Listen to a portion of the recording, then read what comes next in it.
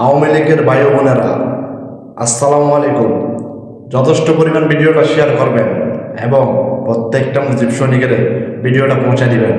Doctor ইউনূসে America যায়, কী ঘোষণা দিছে সেটা একটু শুনে যান এবং এই ঘোষণায় এনসিপির ক্রেতারা তরতর করে কাঁপতাছে।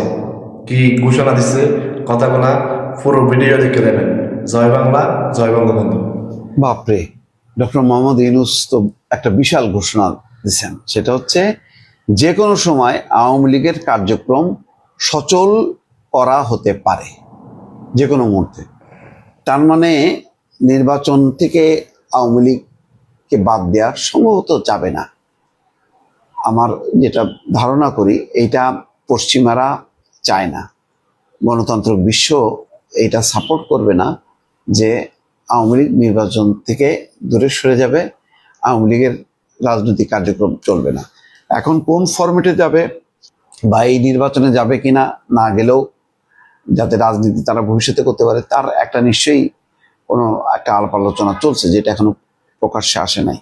কিন্তু এই ঘোষণাটা তো খুব গুরুত্বপূর্ণ, সিগনিফিকেন্ট। কারণ ডক্টর মোহাম্মদ ইউনূস এখন যে দেশে আছেন বা যে বিশ্বে আছে, সেটা একটা পশ্চিমা বিশ্ব, গণতান্ত্রিক বিশ্ব।